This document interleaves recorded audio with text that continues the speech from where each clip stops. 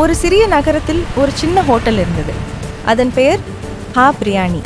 இந்த பெயருக்கு ஒரு காரணம் இருக்கு. அங்க பிரியாணி சாப்பிட்றவங்க முதல் மவுத்லயே ஹா என்ன சுவைன்னு சொல்லுவாங்க. ஐயோ, ரொம்ப பசிக்குதே. இங்கே ஏதாவது ஹோட்டல் இருந்தால் நல்லா இருக்கும். யாராவது வந்தா நல்லா இருக்குமே. அங்க யாரோ வராங்க, அவங்க கிட்ட கேட்டு பார்க்கலாம். ஐயா, நான் ரொம்ப தூரத்துல இருந்து வரேன். எனக்கு ரொம்ப பசிக்குது. இங்க பக்கத்துல ஏதாவது ஹோட்டல் இருந்தா சொல்லுங்க. அப்படியாமா? இந்த ஊரிலேயே ஃபேமஸான ஒரு ஹோட்டல் இருக்கு. அந்த ஹோட்டல் பேரு ஹா பிரியாணி. அது இந்த ஊரிலேயே ரொம்பவும் ஃபேமஸான பிரியாணினா அதுதான். இன்னும் கொஞ்சம் முன்னாடி போய் பாருமா, அது ரோட்டுக்கு பக்கத்துல. அப்படியாங்க?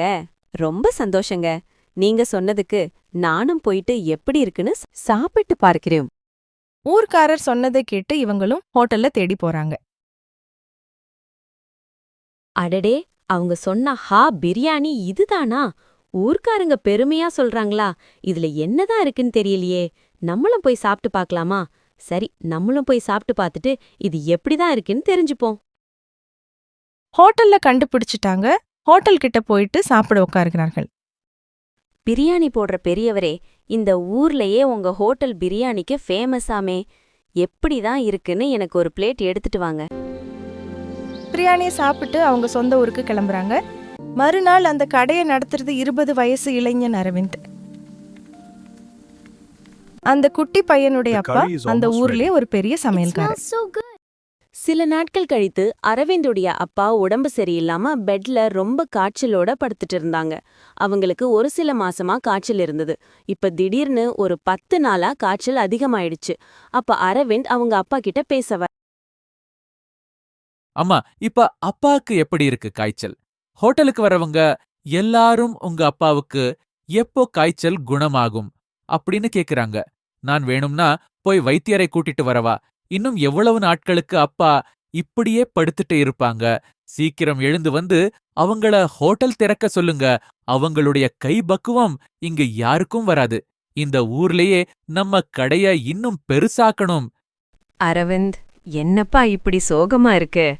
அது ஒரு சாதாரண காய்ச்சல் தான்பா. டாக்டர் மருந்து கொடுத்திருக்காங்க. இன்னும் 2 நாளில் குணமாகிடும். அப்படி ஒன்றும் ஆகாது. உங்க அப்பா சமைக்கிற சாப்பாட்டுக்கு எல்லாரும் பழகிட்டாங்க. அந்த சுவைய மறக்க மாட்டாங்க. உங்க அப்பா மனசார சமைப்பாரு. அதனாலதான் அந்த சாப்பாட்டுக்கு அந்த சுவை இருக்கும். அரவிந்த், வாழ்க்கையில் சில சமயம் இப்படித்தான் இருக்கும். ஆனா நாம தைரியமா இருக்கணும். அதுதான் என் பையன். நீ அப்பாவுக்கு மருந்து நேரத்துக்கு கொடு. கஞ்சி செய்து கொடுக்கலாம். அப்பா குணமாகிட்டா நாளை மறுநாள் ஹோட்டல் திறக்கலாம். அப்போ நம்ம ஹோட்டல் முன்னாடி மீண்டும் கூட்டம் இருக்கும். வா, இப்போ அப்பாவை பார்த்து மருந்து கொடுக்கலாம். சரி அரவிந்த், நீ இங்கேயே இரு. நான் போயிட்டு கஞ்சிக்கு தேவையான பொருட்கள் எல்லாம் எடுத்துட்டு வரேன்.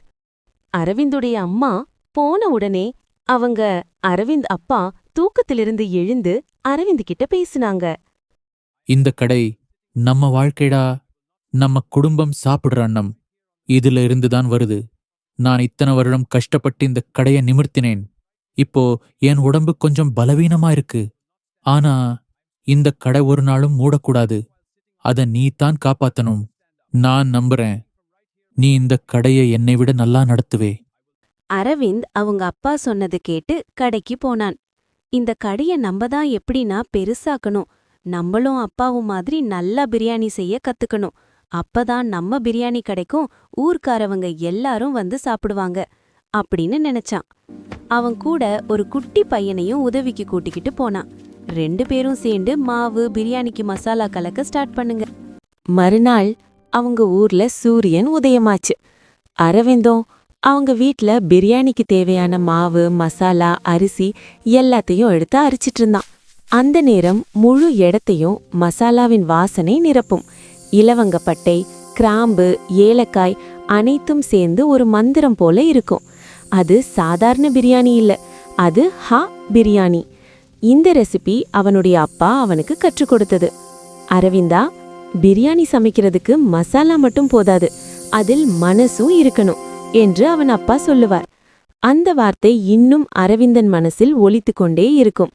அவன் ஒவ்வொரு மசாலாவையும் அளவாக சேர்ப்பான். ஒவ்வொரு அரிசி தானியமும் சரியாக வெந்திருக்கிறதா என்று பார்த்து கொள்வான். ஏன்னா அது ஒரு உணவு மட்டுமில்ல, அது அவன் அப்பாவின் நினைவு. சூரியன் உதிக்கும் நேரத்துக்கு ஹா பிரியாணி ரெடியாகி இருக்கும். அந்த வாசனை முழு தெருவையும் எழுப்பும். மக்கள் வர ஆரம்பிப்பார்கள். அரவிந்த், ஒரு ஹா பிரியாணி என்று ஆர்டர் செய்வார்கள். அவன் சிரித்துக்கொண்டே பிளேட்டில் பரிமாறுவான். ஏன்னா அவனுக்கு தெரியும், அவன் சமைப்பது ஒரு பிரியாணி மட்டுமில்ல, அவன் அப்பாவின் கனவை.